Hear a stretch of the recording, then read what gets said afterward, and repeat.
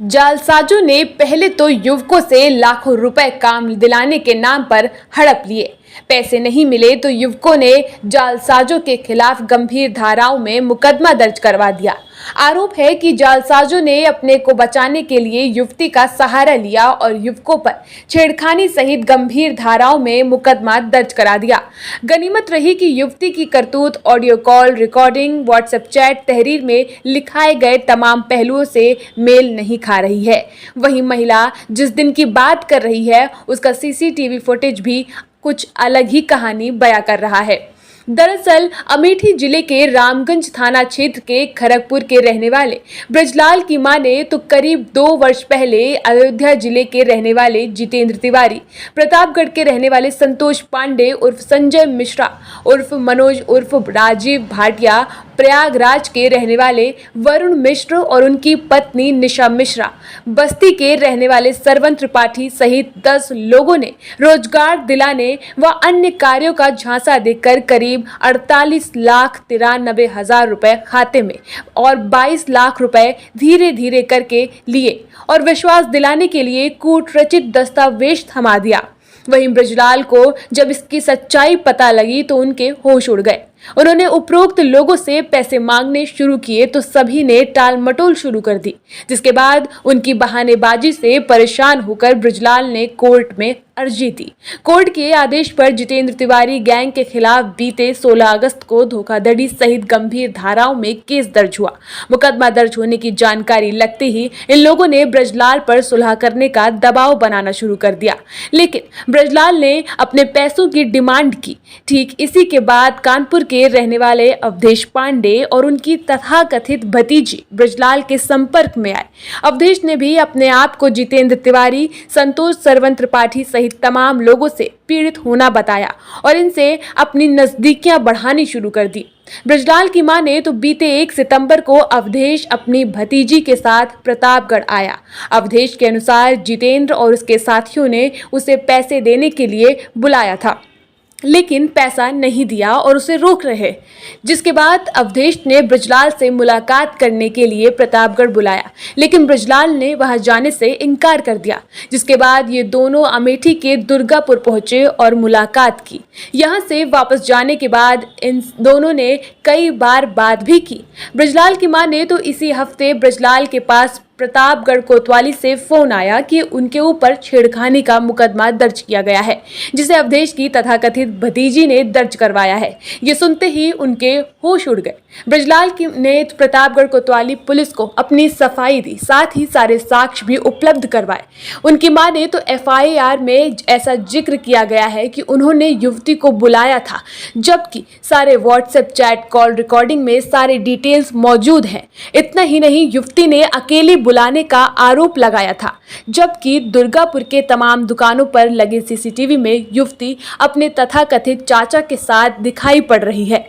बहरहाल ब्रजलाल को पूरा विश्वास है कि ये महिला जितेंद्र सहित उनके तमाम साथियों के साथ मिली हुई है और इन सबको पैसे वापस न करने पड़े, लिहाजा फर्जी मुकदमे का सहारा ले रहे हैं। ब्रजलाल की माने तो उसके पहले भी जितेंद्र और उसके साथियों पर लखनऊ में भी ठीक इसी तरह जालसाजी का केस दर्ज है। हालांकि उस मुकदमे में गलत पता होने के चलते पुलिस उन तक नहीं पहुंच सकी थी, लेकिन अब संतोष पांडे व सरवन तिवारी गिरफ्तार होकर जेल जा चुके हैं, जबकि जितेंद्र तिवारी फरार चल रहा है। ब्रजलाल को उम्मीद है कि सूबे की योगी सरकार ने उन्हें न्याय जरूर मिलेगा। करीब 2-3 साल पहले जितेंद्र कुमार तिवारी, सरवन तिवारी, वरुण मिश्रा और संतोष पांडे, ये लोगों की हमारी जो है मुलाकात हुई। मुलाकात में इन्होंने बताया कि मतलब हम लोगों का जो है रजिस्टर्ड फर्म है और हम लोग जो है प्राइवेट में जो है किसान समाधान केंद्र के नाम से, जैसे खाद बीज वगैरह इनके हम लोग केंद्र खुलवाते हैं। तो हमारे इनसे बात हुई और जिसमें हम और हमारे परिचितों द्वारा हम लोग सब लोग मुलाकात किए और इन्होंने कहा किस तरीके से बोले, इन्होंने डिपॉजिट लिया। डिपॉजिट में मान चलिए लोगों से कम 1.5 लाख रुपये लिए ये लोग। उसके बाद जो है ये खुलवाने वाला 2-3 साल तक इनका चलता रहा। हम लोगों के बीच में जब हमको लगा कि खुलवाएंगे नहीं, हम लोगों ने प्रेशर किया पैसे के लिए, अब हमारा पैसा वापस करिए। तब इन्होंने कहा कि आप परेशान मत होइए, जैसे जितने लोग जो है किसान समाधान केंद्र खुलवाने की बात कर रहे हैं उनको हम लोग सरकारी विभाग में संविदा पे हम लोग भी करा देंगे। लेकिन वो भी 2-4-6 महीना जब इस तरीका चला, वो लोगों ने लेटर जारी किया कि ये इसमें हो जाएगा, इसमें हो जाएगा। जब वो लोग हम लोग चेक कराए तो पता लगा वो सब पूरा फर्जी था। तब हम लोग पूरा प्रेशर किया कि आप हमारा पैसा वापस करिए। तो ये बार-बार मोबाइल अपना बंद करना, उसके बाद फिर बात ना करना, इस तरीक़े जब डिले करने लगे, तो हम लोगों ने जो है संबंधित पुलिस विभाग को जानकारी दिया है बाय लिखित जो है।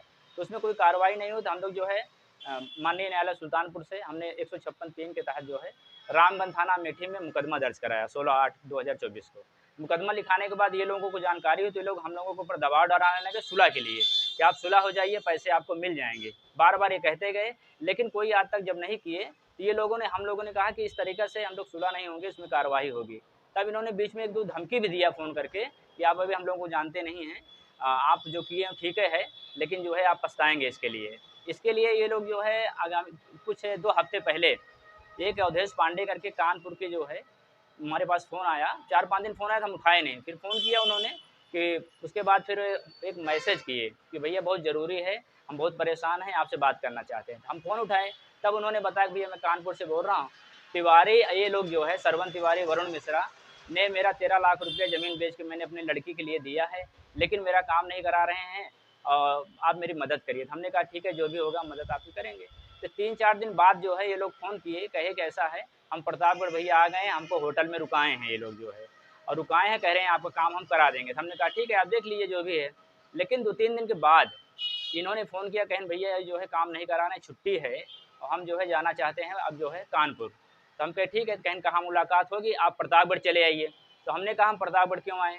कहें आप जैसे आएँगे तो मतलब ये लोग पकड़ जाएँगे। मतलब ये 2-3 बार इस चीज़ को कहे। तो हमने सोचा है कोई साजिश तो नहीं है इनकी। फिर हमने कहा ठीक है, आपको मिलना है तो मैं आपको सुल्तानपुर में मिलूँगा। तो कहें ठीक है, आप मैं रास्ते में आ रहा हूँ भैया। तो हम कहे ठीक है, दुर्गापुर आइए, मिल लीजिए 2 मिनट। ये जो है 1 तारीख को 1 तारीख ये लोग आए, उसके बाद जो है चौधरी पेट्रोल पंप है, वहाँ पे आए, लगभग बज रहा था 4:30। ये लोग आए, उसके बाद आने के बाद जो है बगल में एक चाय की दुकान है, बगल में एकदम जस्ट दुकान है, रोड पे।